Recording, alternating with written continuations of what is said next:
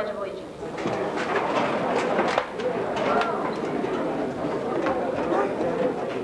I pledge allegiance to the flag of the United States of America and to the republic for which it stands, one nation, under God, indivisible, with liberty and justice for all.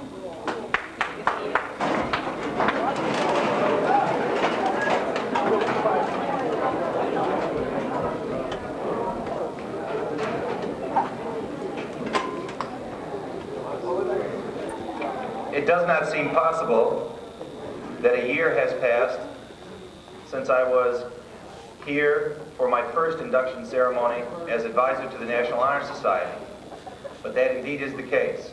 I would like to take this opportunity to welcome the Board of Education, Mr. Abbott and Ms. Hamilton, for coming to today's assembly, and to recognize Dr. Horkin, our superintendent of schools, who also is in attendance today.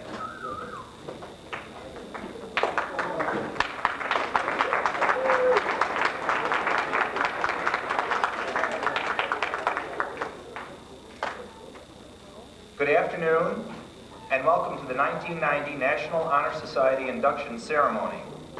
It is indeed an honor to be offered the opportunity to speak on an occasion such as this.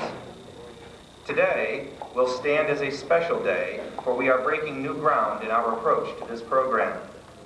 It has been a tradition to tap the inductees at this assembly in the past.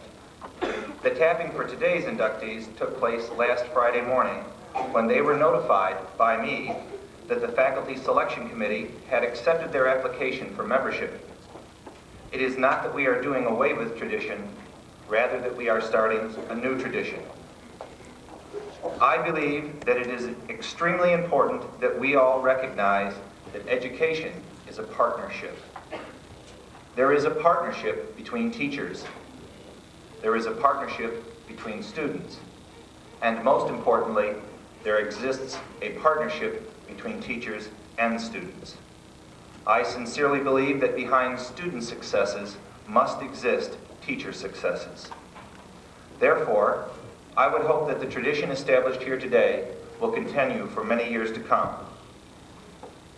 In order to gain acceptance into the Optimates chapter of the National Honor Society, the applicants are judged in 4 major categories: scholarship, leadership, character, and service.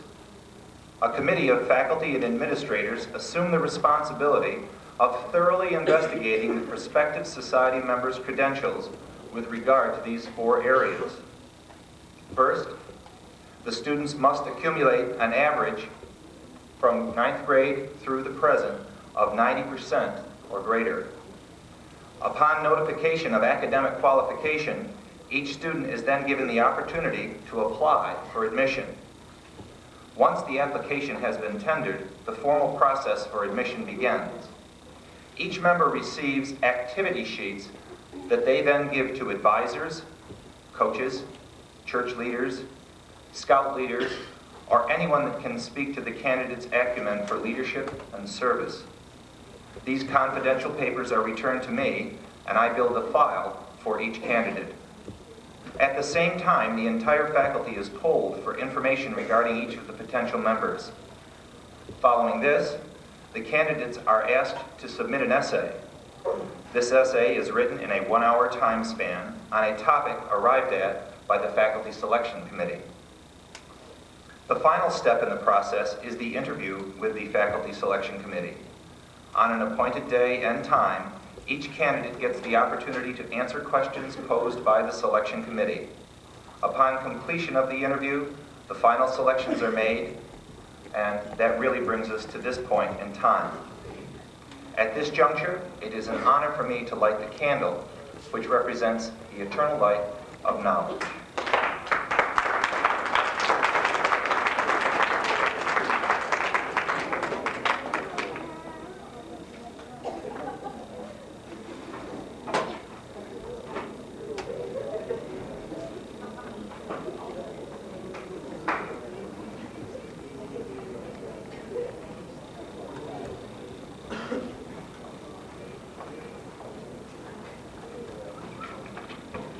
Scholarship. Scholarship means a commitment to learning. It is the quality of learning that and using that knowledge to benefit yourself and others. Scholarship is a talent inside all of us which can be developed and refined. Scholarship is the means by which we think. It allows us to be proactive instead of reactive. Scholarship is based on the fact that you are using your mind and your imagination to understand new concepts and ideas. Each of us should strive for his or her own degree of scholarship based on individual potential, and we must continue to learn even when formal education has ended, for education ends only with life. I will now light the candle that represents scholarship.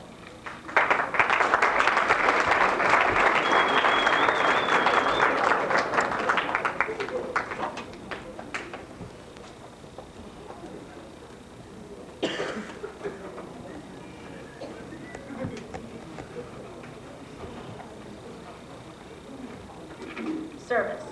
Service is the willingness to sacrifice one's time to benefit an individual, a school, or a community without seeking personal reward other than a sense of accomplishment. Today's inductees don't have a what's in it for me attitude towards service. They simply are motivated to contribute to others what they are capable of offering through their voluntary involvement in many activities. Today's inductees have demonstrated a special concern for others. They have involved themselves in service projects both in school and out. Mark, Lynn, John, and Amy all can be found actively involved in their churches, SAD, student council, on the Little League baseball diamond, on our varsity fields of play, and as leaders of their class. I will now light the candle representing service.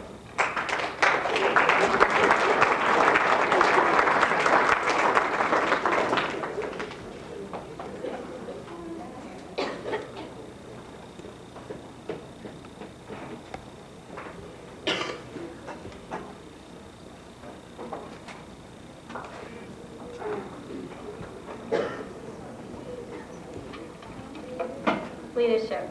A leader must have self-confidence and must be willing to go forward when others hesitate. Leadership should exert a wholesome influence on the school. In taking the initiative in class and school activities, the real leader strives to train and lead others to attain the same objective. A student who exercises leadership is resourceful in proposing new problems, applying principles, and making suggestions. He exemplifies positive attitudes, and even more important than that, he inspires positive behavior in others. True leaders demonstrate their skill in many areas, in the classroom, at work, in school, in their churches, and in community activities. Today's inductees have been recognized by the Faculty Selection Committee as a group of people who have exhibited the aforementioned characteristics. I take personal pride in the fact that I now share the title National Honor Society member with these four leaders. I will now light the candle that represents leadership.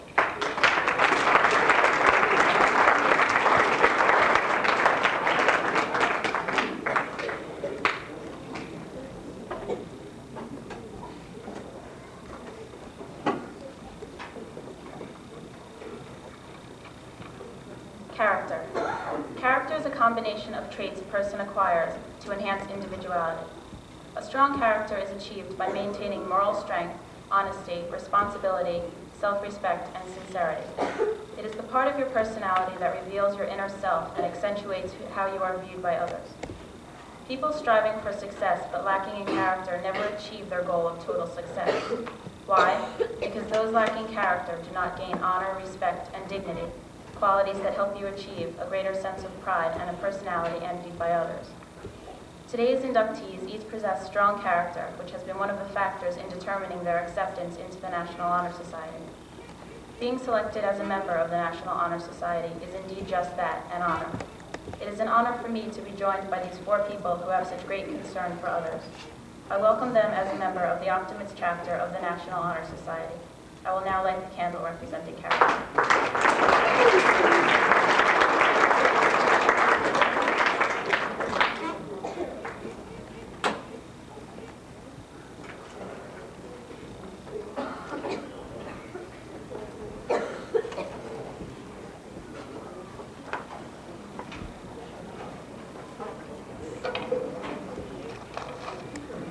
I've been asked to make the first presentation, and I will be presenting to you Mark Doyle.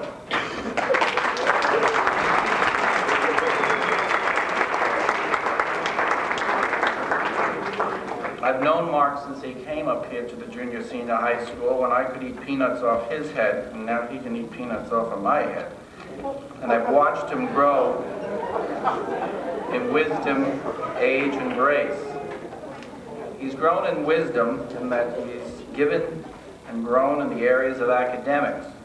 He's taken full academics courses, and he's fought the good fight, and he's finished the race in each and every course he's taken, and has done quite well. He's grown certainly in age, not just chronologically. He's matured in his concerns for himself and for those around him.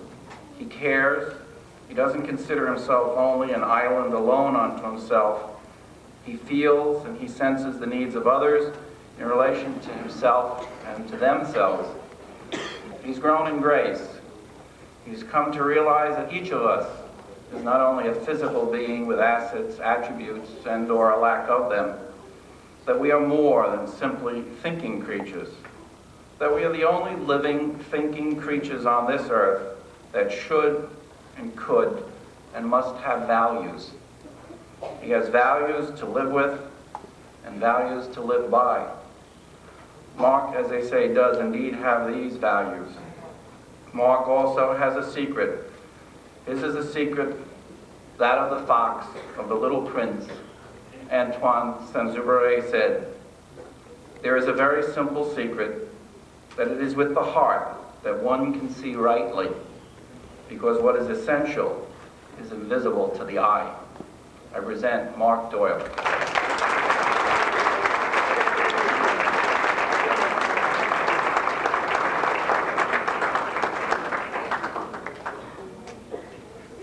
I have the honor of presenting Lynn Hepburn.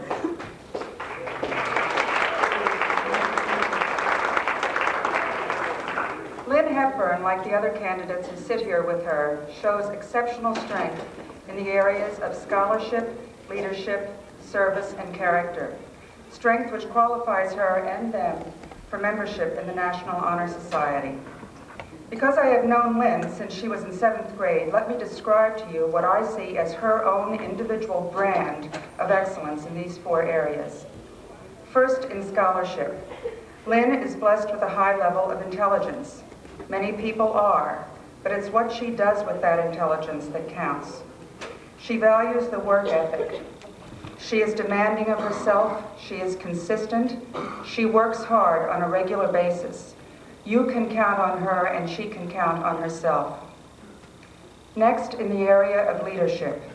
Yes, Lynn is a class officer, an obvious position of leadership, but I have seen her lead in quiet ways. She is not flashy or loud. I have seen her speak on behalf of a group when no one else would speak out. I have seen her take charge when no one else would. Lynn shows the obvious strength in the area of service through her membership in SAD, as a class officer, and in church activities. But in more subtle, less obvious ways, in her everyday interaction with others, she helps things and people to function. She is a facilitator. She makes things work easily. She helps others by respecting them and believing in them. Finally, in the area of character, perhaps the most important area, the one that serves as a basis for all the others. Let me tell you what I think are the outstanding aspects of Lynn's character. First of all, honesty. She is honest to herself and to others about who she is. There is no sham, no pretense, no striving to be what she is not. This is an exceptional quality for a teenager to possess, even for an adult to possess. I admire Lynn greatly for her courage and conviction to be herself. Another aspect of her honesty is that she doesn't make up answers that she thinks you want to hear when you ask her a question. She admits that she doesn't know what she wants to be when she grows up. She admits that she is now questioning many fundamental beliefs that she has held all her life. A second very strong character trait of Lynn is her loyalty. She is loyal to her family and her friends. She speaks with great pride about her mother and her sisters. She openly admires her mother. When I asked her who her best friends were, her answer was immediate and unhesitating. And then she added, "But we're all so different, but we think alike." A third very strong character trait is her sense of humor. Through all the seriousness of the screening process for the National Honor Society, Lynn's sense of humor sparkled through. She took herself seriously, but not too seriously. And finally, her ability to handle adversity well. This is not the time or place to lay Lynn's life before you like an open book. Like most of you, she has had small disappointments, and like some of you, she has faced pretty large obstacles. But these have not weakened her. Instead, she is stronger because of the way she has dealt with them. Lynn, you most certainly you most certainly deserve the recognition you are receiving today. All of us benefit from knowing you. Thank you for what you give to us, and congratulations on your selection to the National Honor Society.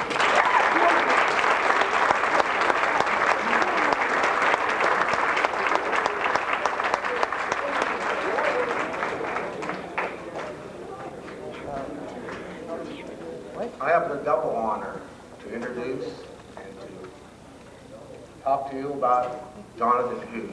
I think there's a special relationship between teacher and student also. I was reminded that in 1976, we sort of had a special anniversary, 200th anniversary of our Declaration of Independence, and now we're celebrating the 200th anniversary of our Constitution.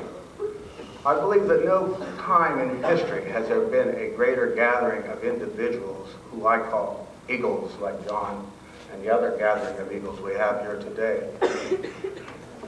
I think that those people, those unique people that gather to give us something so unique and so special, the American way of government and life, was so unique and maybe may never have occurred again, the gathering of eagles. You know, Benjamin Franklin wanted the turkey to be our symbol. You know, when I call you a turkey, that's not too much of a compliment out there. When I call you an eagle, then I think it's something unique and special, because the eagle can rise above the others and can see further down the road. A leader like John has to be able to do that. He has to be seeing down the road what might be down there. He has to have empathy for those around him. He has to be able to fly alone and high like an eagle, because sometimes he has to do it on his own, and many times I've seen John carry the ball on his own. Sometimes he has to work in a group. He has to have humility and let others do their thing. He can't do everything. I was reminded about his scholarship, his knowledge, and I was remembering a quote that I showed him the other day. We stumbled on a quote by Goethe in an organic chemistry book that I found in my car. And the quote goes, "The first and last thing required of genius is the love of truth, honesty, character." And I know John has this ability to follow the truth. I taught you all that science is a search for the truth. I remembered of many times in the class he would sometimes question me in his little way. There's a good rapport, but the teacher needs to be put on the spot sometimes. I like that challenge.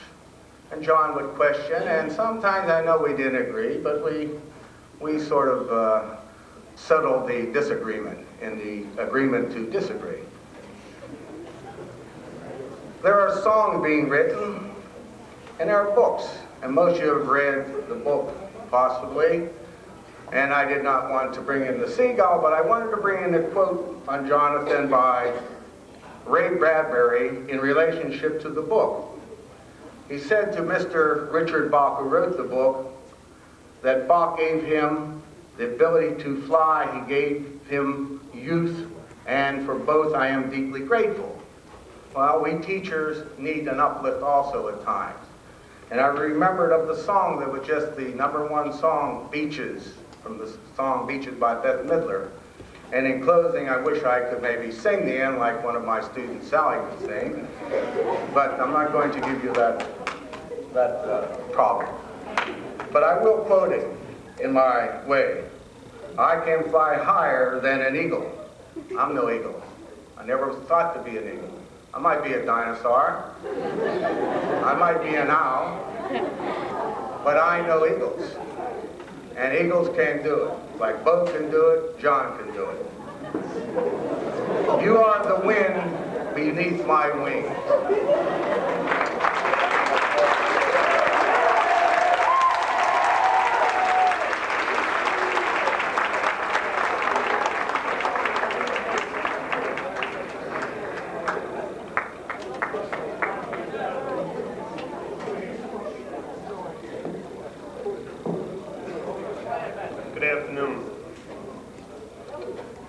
On Friday, when Amy came into my room between classes and asked me if I would say some things about her today, I told her that I would be happy to. It wasn't until she left the room that I realized I had a slight problem. I didn't want to disappoint Amy by what I said, and I wanted to say all too much in too little time. Finally, I came to the conclusion that I just couldn't say just a little something about her. So I took the liberty of preparing a very short speech. I hope you'll bear with me.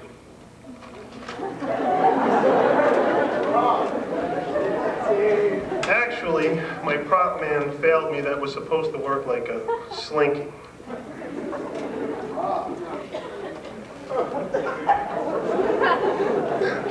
Seriously, though, I'm sure I could fill these pages with words of praise about Amy, but that would be a bit saccharine. So, what can I say that typifies Amy and explains why she most assuredly deserves this honor? I could spend some time talking about how she has always been a positive force in the school and not been affected by negative peer pressure. I could give examples that would explain why she is a teacher's muse, whose presence in any class is as welcome as a skein of geese in an autumn sky. But for the sake of brevity, I think I can tell you how much I think of this young lady in another way. For those of you who don't already know, just over a year ago, my wife and I had a little girl. And if 15 years down the road, she is as level-headed, considerate, determined, and unassuming as Amy is now, both my wife and I will consider our job well done. Congratulations.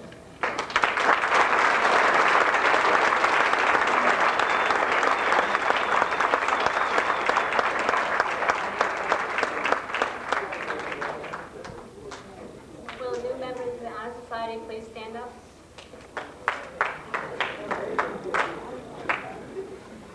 Right after us.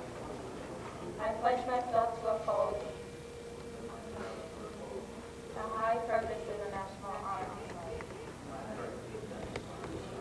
to which I have been selected. I will be true to the principles from which it stands.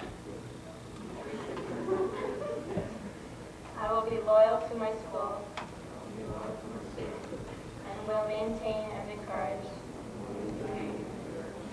high standards of scholarship, service, leadership, and character.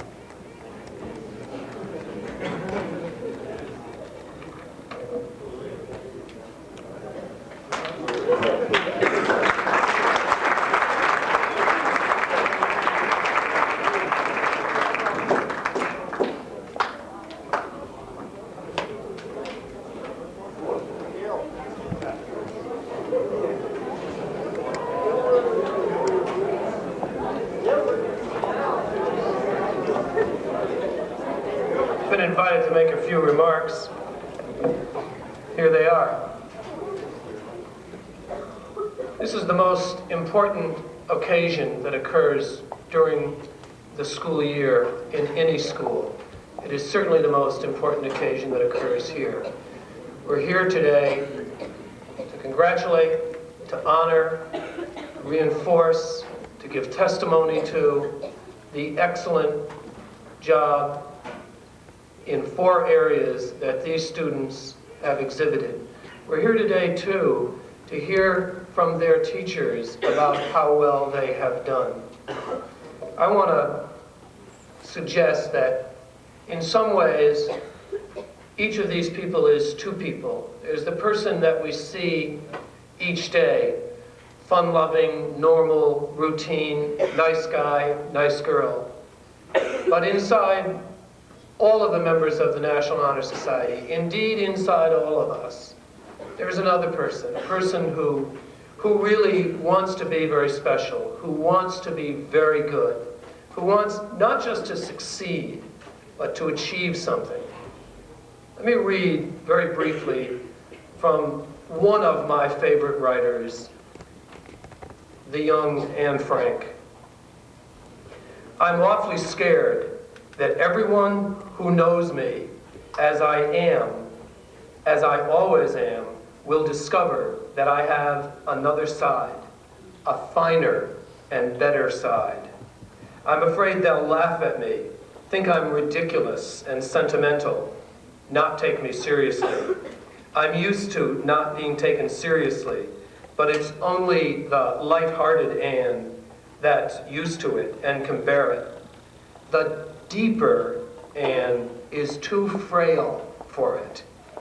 Sometimes, if I really compel the good Anne to take the stage for a quarter of an hour, she simply shrivels up as soon as she has to speak and lets Anne number one take over. And before I realize it, she has disappeared. Not just for a quarter of an hour today, but throughout the year, we see the better parts of ourselves, not often enough. We see the better parts of these students who've achieved something. So we want to let that better part of us come out, the part of us that wants to achieve something, the part of it that wants to be very good. I'm going to suggest that we stir up a little intellectual dust around this school, and that we begin doing it today. That people like John Hughes not be encouraged to ask questions in little ways, but that we all start asking questions in big ways. That we demand the very best education from our school, from our principal, from our teachers. That we raise questions, that we take chances, that we take the chance to be wrong, that we do something that we haven't done before. Write a poem, sing a song, draw a picture, read a book, write a book. That we reach out and take a chance, that we raise our hand, that we make a comment, that we take a stab at something, that we take a risk, that we not sit quietly like one Anne and not ask a question that's on our mind, because the question might be taken as too intellectual, too academic. It might suggest that I'd like to learn something here. There's so much to be learned. There's a poem, Matthew Arnold, Dover Beach. The world that lies before us, so various, so beautiful, so new. Each one of us needs to let the person inside of us who wants to see that world take advantage of us. It's easy to get an education in one way. To get a good education, it's not so easy. I'm going to close with a fable from George Veronis. George Veronis teaches geophysics and applied science at Yale. Long ago, in the land of then, people were given the title Ed after trial by water, in which they had to swim 9 miles across a turbulent river. The crossing was so dangerous that only the most daring made the attempt, yet even so, many failed. As time progressed, then became now, and different swimming strokes were developed to ease the crossing. Finally, part of the river was diverted to a newly excavated canal, through which water flowed with less turbulence. The laws were changed so that anyone who stayed afloat long enough to be carried downstream for 9 miles in the swift current of the canal would be given the title Ed. Consequently, nearly everyone in now is called Ed. Most Eds succeeded by floating downstream, but even among the swimmers, many have taken advantage of one of the newer strokes to cross the river. Though there has been much discussion about the significance of the title, the fact remains that the variety of options has encouraged more people to make the attempt. And in spite of the fact that most of the people have the same title, it is still possible to tell the swimmers from the floaters. The people to my left are the swimmers. Congratulations. Keep on swimming. Thank you very much.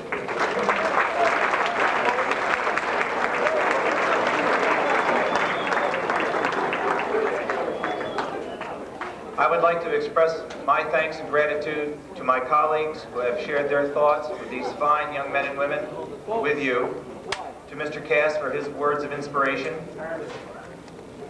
And I also would like to congratulate the families whom have not received the recognition today. It's a day for students, but as well as the teachers have done their job, and as well as these students have done their job, certainly these parents and grandparents, brothers, sisters, aunts, and uncles have done their job too.